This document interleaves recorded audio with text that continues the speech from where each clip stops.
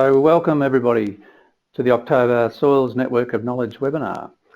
As many of you listening will know, this webinar series is part of a soils community of interest around soil. Now I'll introduce Tony, and Tony is the National Coordinator for Crop Nutrition, and he's going to be talking about crop nutrition and the Making Better Fertiliser Decisions for Cropping BFDC project.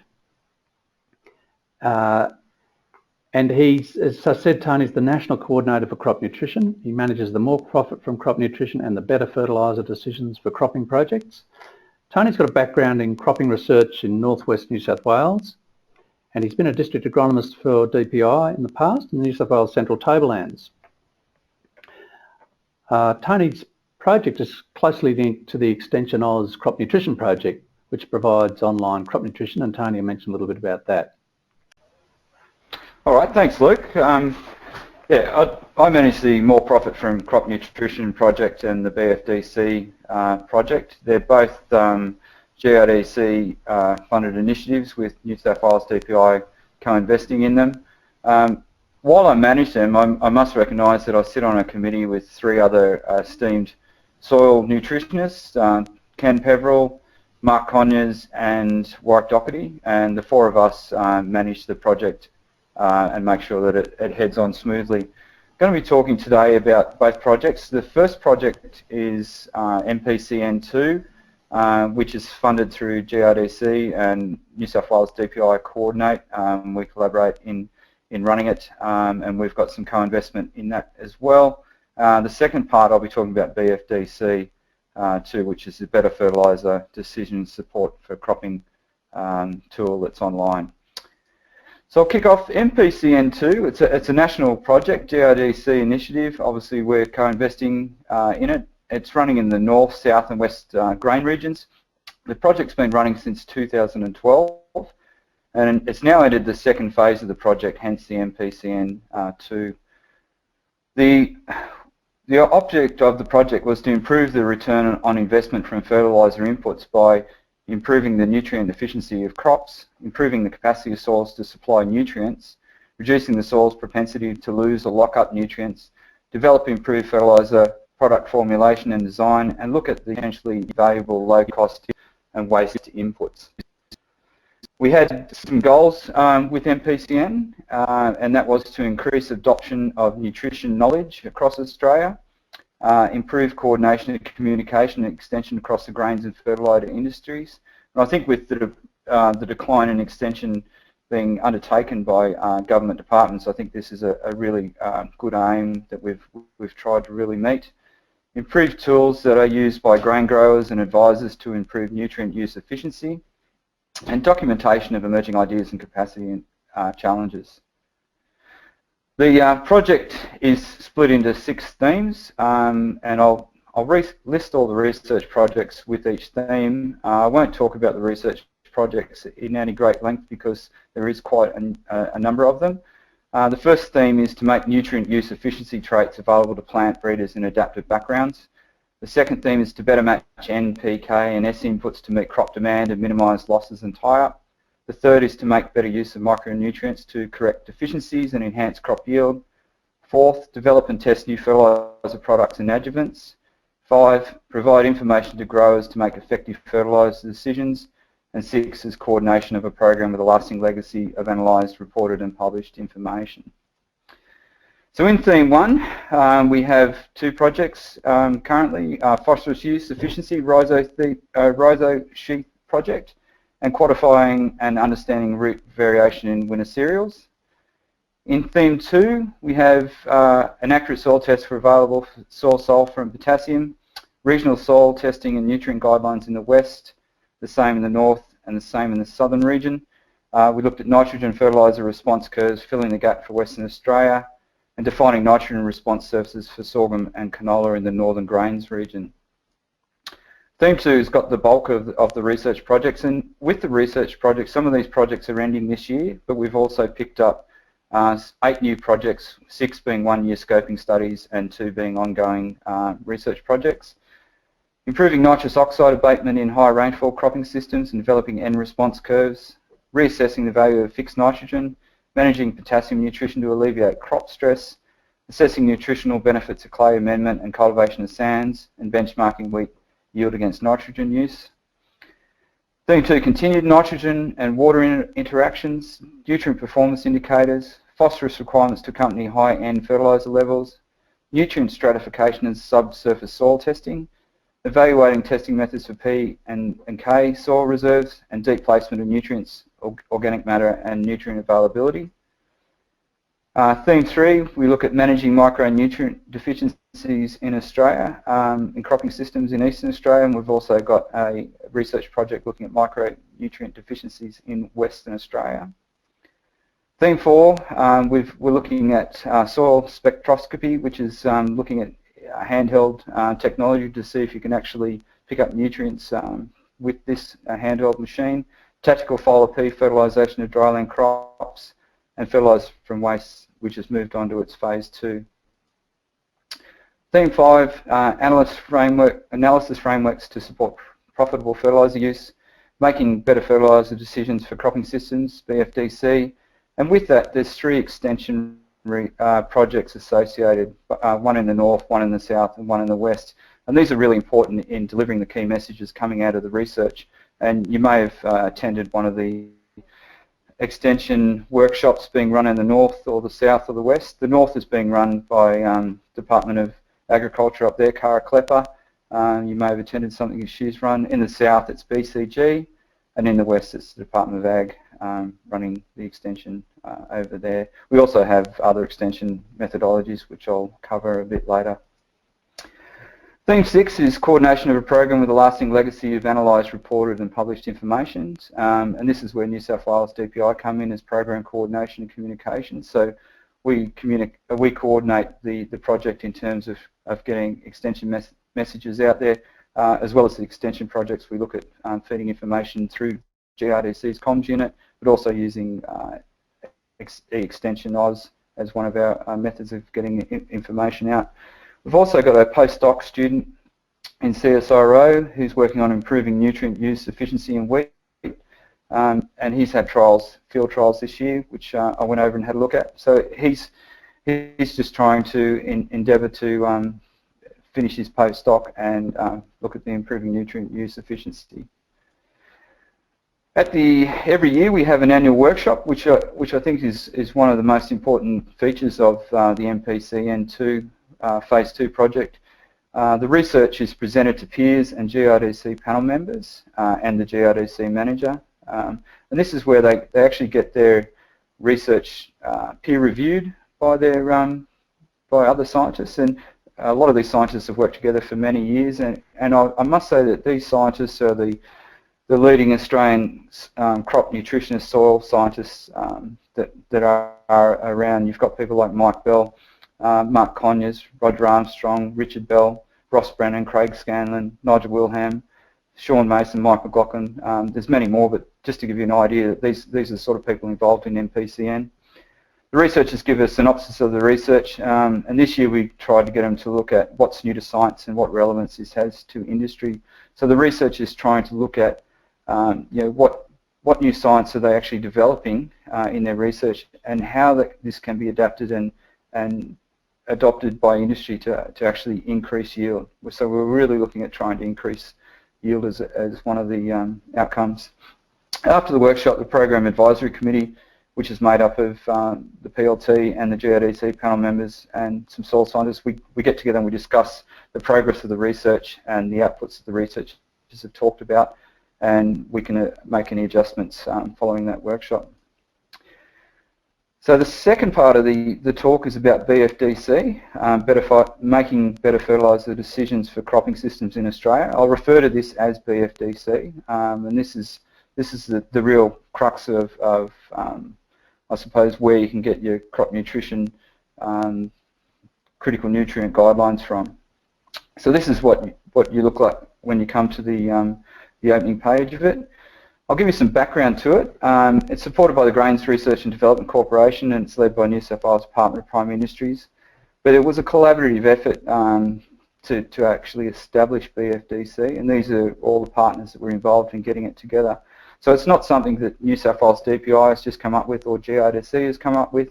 We had to go around and actually get all the trial data collaboratively, and we had to use other agencies and private companies to try and get the BFDC database together.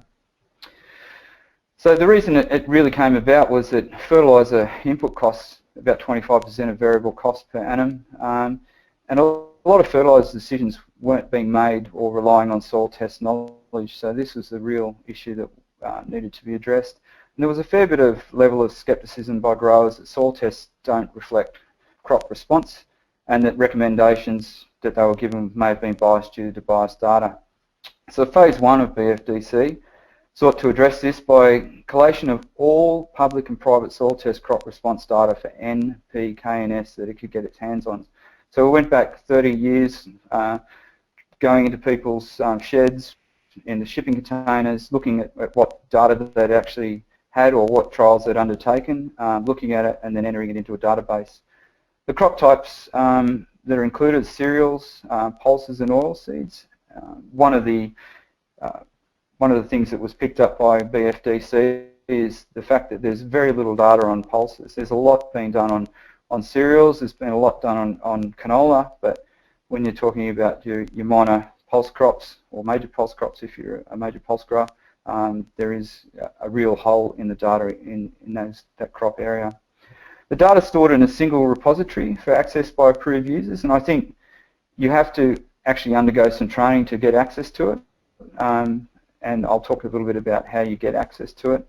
But the beauty of the database is it's able to be interrogated by crop, region, soil classification and environment, and a lot of other agronomic filters, and I think that's the beauty of the database. It doesn't give you a fertiliser recommendation out of it, but it will give you the critical nutrient levels that you need to be chasing for your maximum yield for your clients. So the interrogator is used to derive soil test crop response calibrations, relationships and critical soil test values based on specified criteria. So you need to put that criteria into the database to get your nutrient levels out. It's recognised by Fertiliser Australia and Fertcare as the best available data set in Australia, and to maintain Fertcare accreditation, fertiliser companies and agribusiness advisors must use best available data to formulate fertiliser use recommendations. Soil test crop response relationships now can be derived from a large body of trial data using a series of identified and agronomically valid filtering tools. PBI to interpret Co-P tests, for example.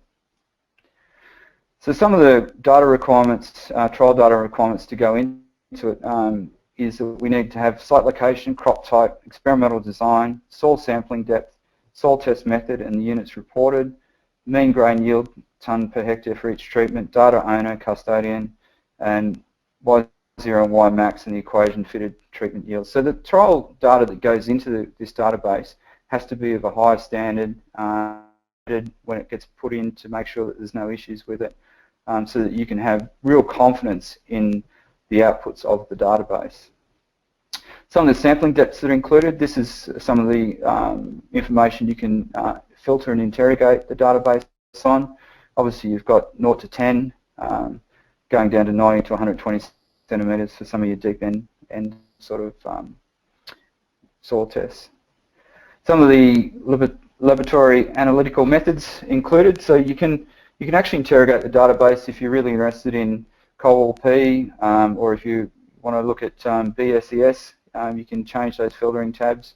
You know, if you're on the calcareous soils of South Australia, obviously Co-P may not be the most appropriate soil analytical method that you want to be looking at, so you can change that filtering methodology there and get the appropriate analytical method that you're chasing.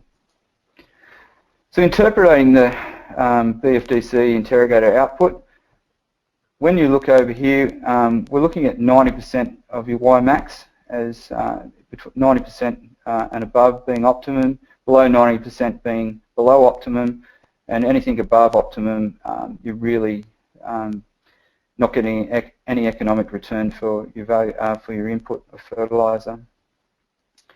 So when you come to the BFDC webpage, you'll come up to this page here. That's the actual web address there that you can enter in. I'll give you a couple of minutes to write that down while I go through a few of these tabs. You've obviously got the background, it's got some background information. The BFDC Interrogator is where you go to log in, and we've got these other tabs here that talk about included data, calibrations, how to gain access, publications, and how to contact us. So what you would do is you would click on BFDC Interrogator. It'll bring you to this page here.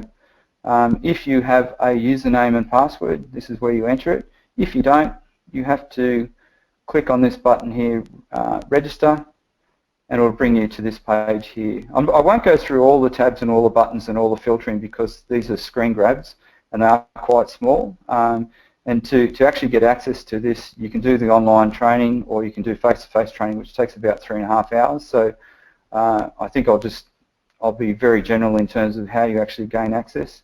But click on, once you've gone to the BFDC Interrogator, you click on go to the online BFDC training course, and that will bring you to this page here where you enter your name, your organisation, your email. You have to do a pre-workshop questionnaire, you submit this, and then you should receive an email from Chris Dowling with a log-on and a password. So once you receive your log-on and your password, you enter it in and you'll come to a home page such as this. I've got extra tabs up here, obviously because I've got admin access, but for yourself as advisors, I'd be interested in clicking on annual trials, this tab here. You click on that and it'll bring up this page here which has a lot of drop-down tabs on it, which I think is a very powerful tool for advisors to be able to use. So for this case study, I'm going to select phosphorus, dryland, years all to all. The reason we put this in is that our farming systems have really changed in the last 30 years. So a lot of this trial data goes back quite a number of years. So if you think about our full cultivation farming systems, and now we've changed to minimum till, the effect that it has on the nutrient stratification in the soil profile, you'll find that a lot of those nutrients are now getting stratified and are very close to the top of the soil profile. So that can make a difference on how you interrogate. The crops that you can choose all crops, or you have a list here of numerous crops from cereals to pulses to oil seeds. I've clicked on wheat. You can click on, it works on the Australian soil classification, so you need to know your soil classification for your region. You can either click on all soils, or I've here clicked on Vertisol Black and Vertisol Grey. You then have to click on trials that satisfy the selection criteria. I've selected New South Wales, so this will bring up all the trials in New South Wales around phosphorus. You've got a drop-down menu here which you choose Co-P, 0 to 10. You then click plot by data by crop, and it'll give you a calibration curve here, 43 P treatments. And it's important to sort of think about this calibration curve here because this is where the critical nutrient ranges come from. You've got a lot of data out here, scattered data, but if you come down to the soil test calibration, this is probably the most important thing that you need to be looking at. And for 90% of your relative yield, your critical nutrient value is 16. So 16 milligrams per kilo of phosphorus being measured by Co-P in the 0 to 10 centimetre range. So if you've got a soil test and it comes back and you're looking at a Co-P of say 12, and you know that your critical range is 16, or your critical nutrient level is 16, then you need to be looking at how you make a fertiliser recommendation to meet that critical nutrient range. Being agronomists and advisors in your own area, you will know your own soils and obviously any local soil issues or conditions that come into play. I think you really need to take that into account as advisors, that you don't just go straight off the database. You need to take in your local knowledge. But if you think you can push the system and you think, oh well, I've got a full profile of moisture, the season's looking really good, then you can probably look at your 95% soil test calibration and lift your critical nutrient level up to 22. Gives you a confidence range of 15 to 31. So I think if you can use your local knowledge, understand what's being removed by the crop before, and sort of any subsoil constraints, and you can sort of make that decision. But you're basing it on real science. This has been based on scientifically done research trials around Australia. So now I'm going to have a look at all soils. So we're going to click on cereal barley, cereal wheat. We're going to click on all soils. We've still got New South Wales selected, dryland winter. 507p trials fit. Again, when you change in it, you've got to go back in and change your parameters, so 0 to 10. And it gives you a whole lot of different data, a new calibration curve for all soil types in New South Wales. If you go down to your critical nutrient level, you'll find that it's changed. It's gone to 28, and that's because you've moved away from the fertiliser, including every soil type in New South Wales. One of the features of BFDC, which I think is really valuable, as advisors, if you're based in the Riverina, you don't want to know what's happening in northern New South Wales due to the soil type, different climate. You can actually draw a polygon around any of the trials that you see and you're interested in finding out information. And to do this, you go to this box, click on draw polygon, make 4 clicks, and then you have to hit complete, and that'll zoom in to an area with all those research trials in there to give you your local regional data.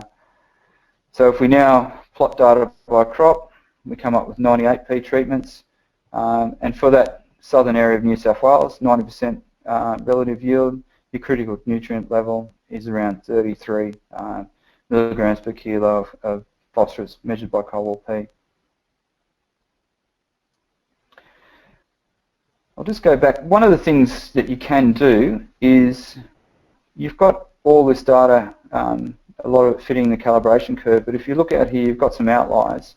One of the beauties of it is if you are interested, you can click on this outlier here and it'll take you to a trial and give a reason why it's an outlier.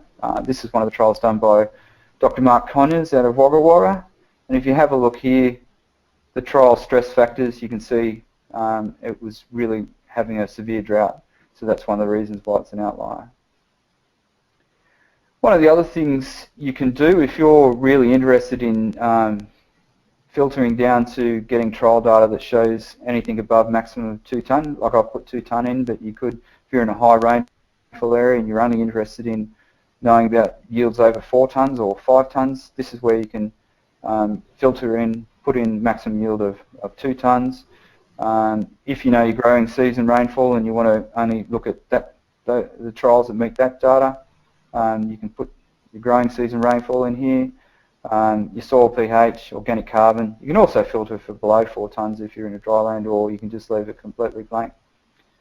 So when you filter for that, it gives you a different calibration again, but it's still giving you that 90% relative yield, 33 milligrams per kilo of phosphorus measured by Co-ordinator P.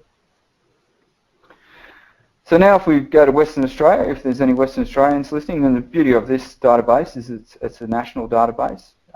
You can click on nitrogen, Western Australia, barley, wheat, all soil types. What that will do, it'll bring up this window here and it'll show you all the research trials done in Western Australia meeting that criteria on nitrogen. You can select any measurement of nitrogen that you're interested in looking at, and you've obviously got your depths that you can select. I've selected 0 to 10 centimetres, and it's given us 475 N treatment series for wheat and canola actually. So if you go down and look at your 90% of your relative yield, being mindful that this is being measured from 0 to 15 centimetres, and obviously with nitrogen we want to be looking at the deeper nutrient milligrams per kilos deeper in the profile. So this is just one way of checking that 0 to 15. You can go back and you can check deeper and work it out by adding up those different milligrams per kilo and coming up with an idea of how many kilos per hectare you've got of nitrogen sitting in the profile. So now for the Victorians, we go back and we have a look at phosphorus in 0 to 10 centimetres. And we've selected barley feed, wheat, fava bean, field bean and canola. Here it's giving a 90% relative yield of 24 milligrams per kilo of phosphorus. So you can see whatever region you're in, you can actually interrogate it for your local local soil type, your local crops, and you can put in NP, KRS, depending on what you're interested in looking at. South Australia, this is where the calcareous soils can become a bit of an issue in terms of trying to look at measuring different nutrients. So here we've selected phosphorus, all cereal wheat, and this is the calibration curve that you get for South Australia looking at coal-oil-P. Obviously, coal-oil-P is probably not the best measurement that you use for measuring phosphorus in some of those calcareous soils. So that's where you can filter down and change it to whatever analytical method you use locally. Again, this is probably the most important thing you should be looking at as advisors in trying to meet that critical nutrient level to get 90% of your Y max. This is one of the other things that you can do is actually plot it by... Sorry, Tony, to interrupt. Just about 5 minutes, Tony. Yep, okay. So you can plot data by soil type, and when you do that, it'll give you all the different soil types right next to the calibration curve, so you can see whether your soil type sits in relation to others. So I might just go through, obviously that's another P treatment calibration. This is a really important aspect of BFDC. If you want to actually look at yield increase, so you've got a soil test, you want to think, well, can I get some yield increase by adding phosphorus? When you click on that, this will come up. It's not a calibration curve, but what it will show you is if you have a soil test value of 10 milligrams per kilo of phosphorus, potentially looking at 2.15 tonnes extra yield increase by adding P. So this is a really important tool for advisors if you're sitting down with your clients and going, well, your coal-oil-P is quite low. If we add phosphorus, we've got a potential yield increase that we can really benefit economically from. Okay, we've got potassium again, just to show you that you can interrogate the database for any nutrient, potassium, nitrogen, sulfur, or phosphorus, and it gives you, in your 0 to 10, gives you another critical nutrient range there. The most interesting new thing that we've probably added to it this year is multi-curve fitting, and this is where you can actually interrogate for different soil types, and you can have the soil types next to each other and just look at the different calibrations in terms of coal-oil-P. So looking at your 90% of your coal-oil-P on a Candesol, it might be 25, whereas on a Chromosol you'd be looking at around about 30. So I think as advisors and agronomists, that's another powerful tool for you if you've got different soil types. The farm that I work on has got 4 different soil types, and we have to treat those soil types differently, and they all have different P responses. We have an online data entry tool, but you need access to utilise this feature, and it's open to researchers, agribusiness and industry to supply data. The database is ongoing, and we want to really keep it alive and keep it fed with data to make it really relevant to industry. This is that you'll come to if you're entering data, but I won't worry about going through that unless you're actually really you have access to it, and then I'll spend a bit of time with you on how to access, how to enter your data. So where to from here? Currently we're formulating a BFDC legacy plan, and that is costing it out to be maintained on CSU's server, have someone maintain it, make sure that there's no issues with it. But we're also looking at costing out getting senior soil scientists from around Australia to review the data every 3 years to make sure that it still has relevance. The critical nutrient ranges are still relevant to industry, and make sure that there's no real issues there.